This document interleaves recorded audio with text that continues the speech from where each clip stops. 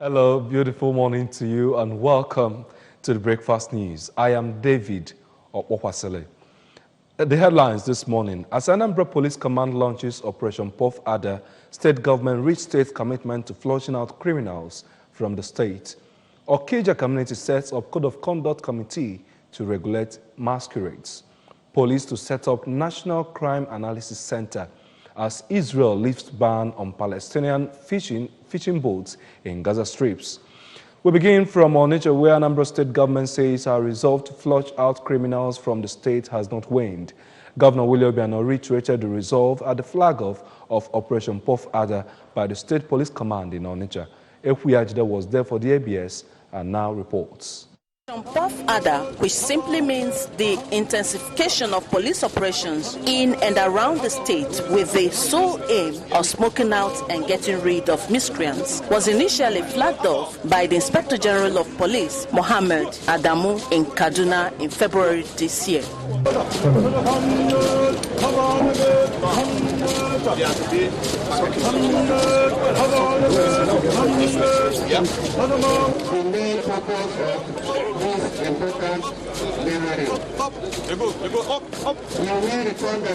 Addressing the assemblage made up of stakeholders in security and others, Governor Obiano, represented by the Secretary to the State Government, Professor Solo Chukwulobelu, assured Anambra that there is increased vigilance, which has been yielding the desired result as criminals are being smoked out. He reminded that the Anambra law on kidnapping, which means pulling down of all houses used by kidnappers, still persists, and implored the police not to be cowed by anybody or group, as there are no sacred cows in the state. The governor promised that the Commissioner of Justice and Attorney General of the state will work with security agencies to ensure speedy prosecution of all apprehended criminal suspects. Resources that is they need to ensure that we continue to be as safe as we can be in this state. The dividends of this security is evident for everyone to see. Before he came to office, Anambra State was almost like a 6-hour economy. People did not come out from their beds, even go to money mass, or start trading until about 10 o'clock. And by the time it is 4 p.m., every person was scampering to go back home. But today, because His Excellency has ensured that security is his #1 priority, Anambra State today is a 24-hour economy in some parts of the state, Onitsha, Okpoko, Oka, and the rest of them. This is what it should be. I'm sure you will agree with me on that. Earlier in his speech, the State Commissioner of Police, Mustafa Dandaura, said the flag-off is in compliance with the IGP's directive to replicate the project in their various commands. He said the choice of Okpoko as the point of launch is in the desire to make the city safe for residents and visitors so as to promote businesses which the city is known for. It is significant that we have chosen to launch this operation in the commercial city of Onitsha, as the police command is resolute on its drive to make the city safe for residents, visitors, and above all, for business activities. We shall extend this operation to the nook and crannies of Anambra State, so that all Ndi Anambra can sleep comfortably and engage in their lawful activities in a secure atmosphere. Others who spoke include the Chairman, Vigilante Supervisory Committee, retired Commissioner of Police, Chief Ikechukwu Adoba, the State's Controller Prisons, Barrister Emmanuel Nwakeze, on behalf of the sister agencies, the State Chairman, Police Community Relations Committee, Chief Ikechukwu Ezewankwo, the Deputy Commissioner of Police, in charge of operations, Mike Okoli, among others, counted Governor Obiano's commitment to crime fighting and synergy among security agencies in the state as some of the reasons for the success recorded so far. It still remains, I would say, one of the safest in the country. There's no doubt about that. And I really want to congratulate the CP for what he has done within a short time. We all know the problems we've been having in the states. Within a twinkle of an eye, the invisible Lekanda and his group were silenced. I thank you for that job. Very noble. For everybody here too, we want to let you know that you have to assist the police force to assist you. Ekwi Ajide, ABS News. The 13th convocation ceremony of the Anambra University, Oka, was filled with jubilation, and successful graduates from over 14 faculties of the university were awarded first degrees. The event, which took place on the convocation arena of the institution, was witnessed by families and friends of the graduates. Education correspondent Theophilus Okoha completes the report. Conferring the award on the graduates, the Chancellor of Nnamdi Azikiwe University, His Majesty the Jacob Buba Gwangwam Jos, challenged the graduates to make the difference for good and in any endeavor and community they find themselves, having been equipped with knowledge, skills, and values from the university. He beckoned on them to put greater effort to contribute to the public good of the country. I express our gratitude to the federal government and its relevant agencies, whose financial and other support have been invaluable in the remarkable successes recorded by the university over the years. In his address, the Vice-Chancellor of Nnamdi Azikiwe University, Oka, Professor Joseph Ahaneku, expressed delight for the 13th convocation, which he said is for the 2017 and 2018 academic year, that to witness the conferment of 6,500 first degrees, 182 postgraduate diplomas, 763 master degrees, and 269 PhD degrees. The Vice-Chancellor, who chronicled the achievements of the 4-year tenure, felicitate with the honorary degree awardees and the first and higher degree graduates, and thanked the federal government, TET Fund, and all stakeholders of the university who in various ways contributed to the success so far recorded. I'm glad that throughout our administration, this disposition yielded positive results, with the university being largely peaceful and secure. In his remarks, the Pro-Chancellor and Chairman of Council, Nnamdi Azikiwe University, Alhaji Aziz Bello, congratulated the graduates and their parents, who he said have borne the financial brunt and other responsibilities attendant to university education of their children and wards, and later thanked the federal government for providing the wherewithal sustaining the growth and development of the university. Later, in a vote of thanks, the best graduating students, Abisi Adobe Rita of Department of Banking and Finance, Faculty of Management Studies, on behalf of other graduates, thanked the University Governing Council, staff and students of the university for allowing them meet their academic dreams. I'm so excited and honored to be standing here today on behalf of the 2017-2018 graduating class as the best graduating students of the class. Some parents, including the Managing Director, CEO, Anambra Broadcasting Service, Nze Uchenwora, were on hand to felicitate with the graduates. Theophilus Okoha reporting for ABS News. Okija Community, Ihiala Council area has constituted a Code of Conduct Committee to streamline the activities and affairs of masquerading in the community. The committee became imperative in view of incessant cases of atrocities and ills associated with masquerading in the area.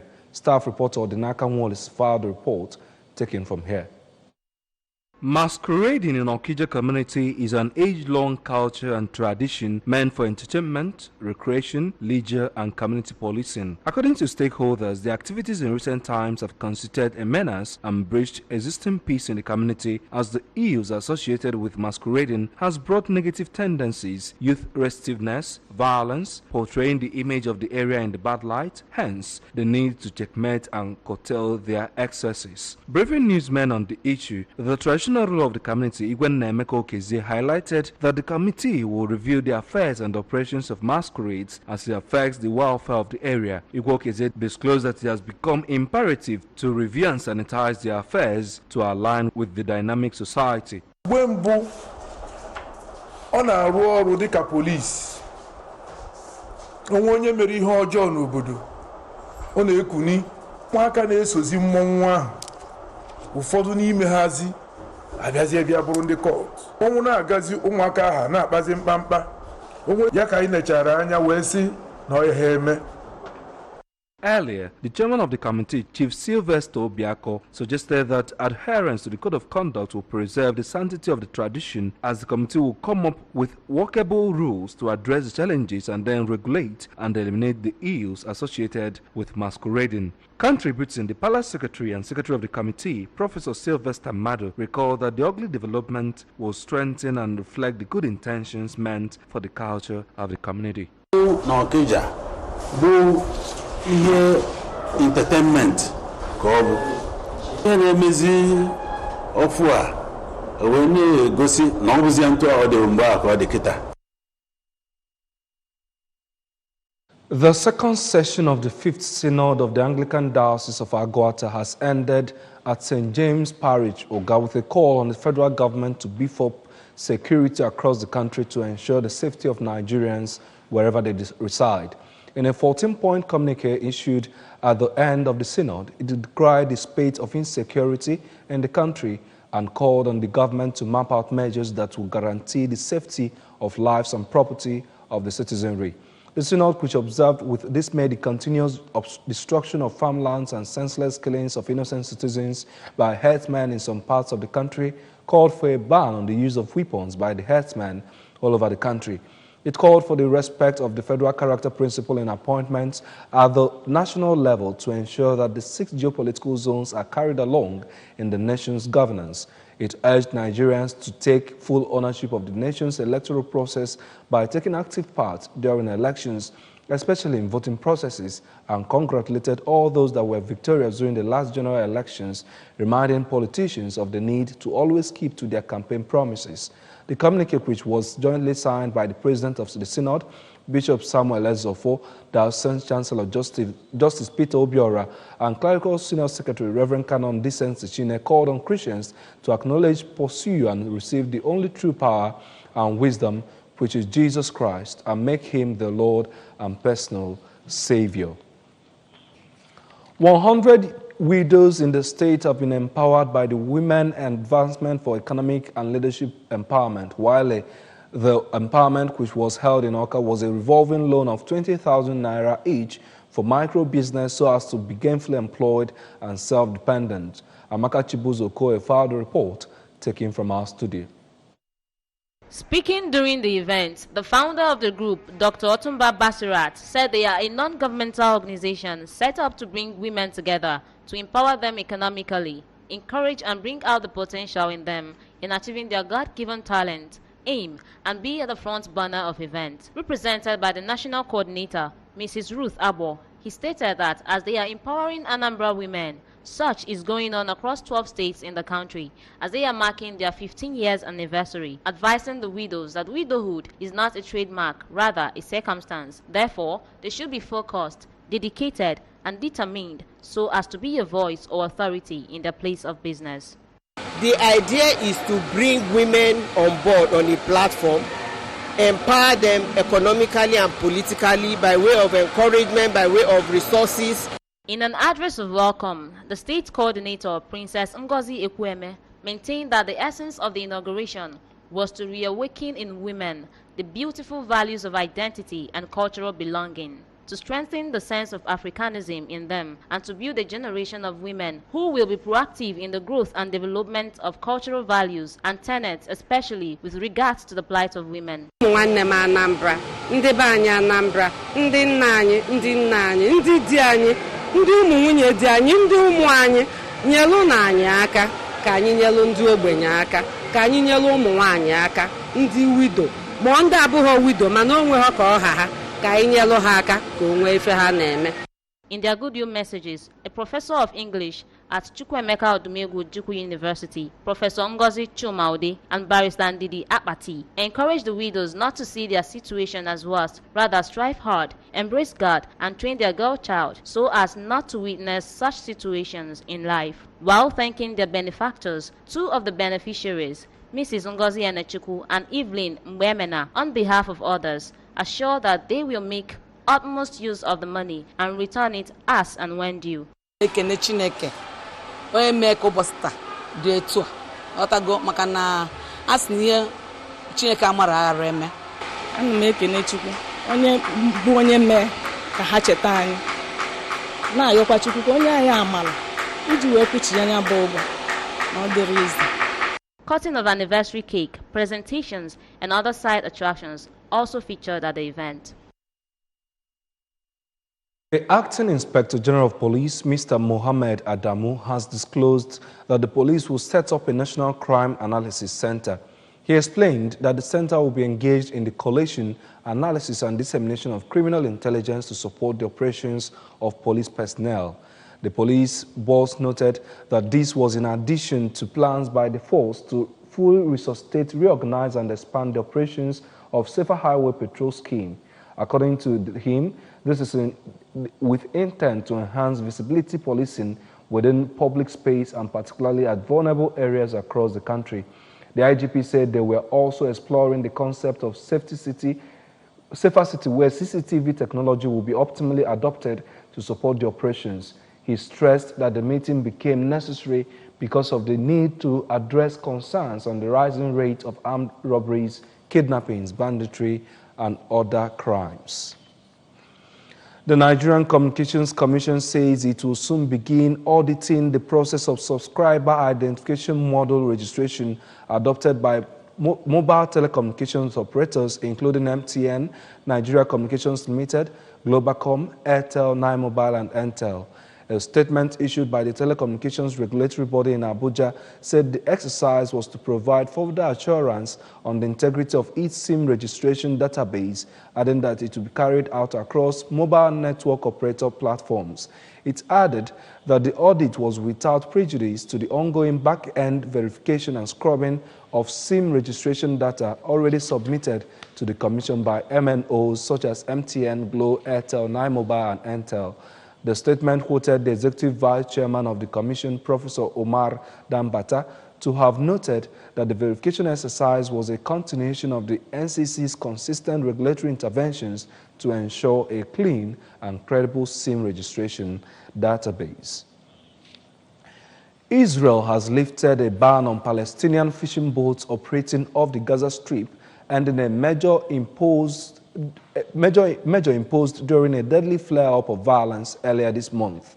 The fishing union in the Gaza Strip confirmed the lifting of the ban, saying the new limits imposed by Israel were 12 nautical miles in the southern half of Gaza and 6 nautical miles in the north.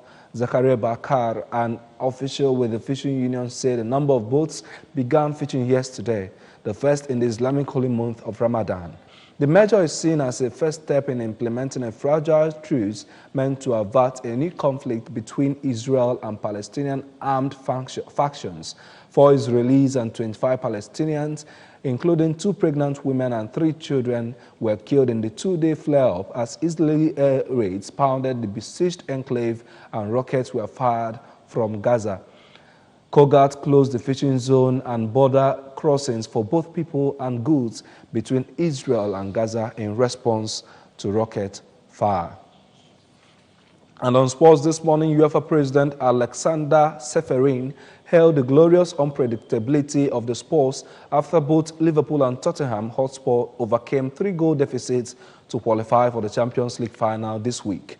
Liverpool won 4-0 at Anfield after trailing Barcelona 3-0 from the first leg, while Tottenham second half comeback at Ajax Amsterdam crashed, erased a 3-0 aggregate lead that allowed the London side to level it at 3-3 and advance on away goals. Seferin also praised Chelsea and Arsenal after they qualified for the Europa League final.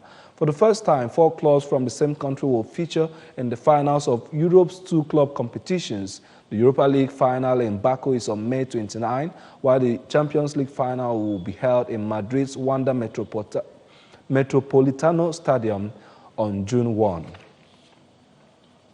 Remember that you can follow news and programs on ABS from any part of the world by liking our Facebook page at ABS Radio Television. Subscribe to our YouTube at youtube.com/ABS Radio TV Online. Follow us on Twitter at ABS Radio TV. And on Instagram at ABS Radio TV. You can also log on to our website at www.absradiotv.com. Before we go, here are the main points again. As Anambra State Police Command launched Operation Puff Adder, the state government has restated commitment to fishing out criminals from the state. Okija community has set up Code of Conduct Committee to regulate masquerades.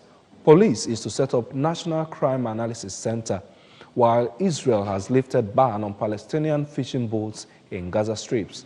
That is the news this morning. I am David Okwakwasile. The weekend show continues right after now.